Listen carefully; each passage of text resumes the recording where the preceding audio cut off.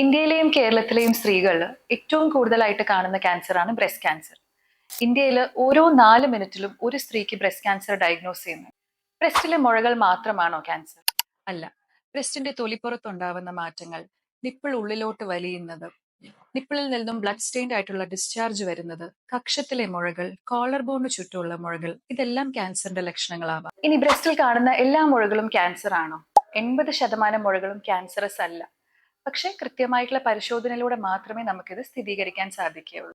ഒരുപാട് സ്ത്രീകൾക്കുള്ള ഒരു കൺസേൺ ആണ് ക്യാൻസർ സ്ഥിരീകരിച്ചു കഴിഞ്ഞാൽ ബ്രസ്റ്റ് മുഴുവനായിട്ടും നീക്കം ചെയ്യേണ്ടി വരുമോ എന്നുള്ളത്. നേരത്തെ കണ്ടെത്തുന്ന മുഴകളിൽ മുഴയും അതിന് ചുറ്റുമുള്ള ഒരു ഭാഗവും മാത്രം എടുത്തു കളയുന്ന ബ്രസ്റ്റ് കൺസർവേഷൻ സർജറി നമുക്ക് ചെയ്യാനായിട്ട് സാധിക്കും. ഇതിലൂടെ ബ്രസ്റ്റിന്റെ നോർമൽ അപ്പിയറൻസും ഫംഗ്ഷനും പ്രിസർവ് ചെയ്യാനായിട്ടും സാധിക്കും. ഓരോ സ്ത്രീയും ബ്രസ്റ്റ് അവെയർ ആയിരിക്കുക എന്നുള്ളതാണ് ഏറ്റവും ഇമ്പോർട്ടൻറ്റ്.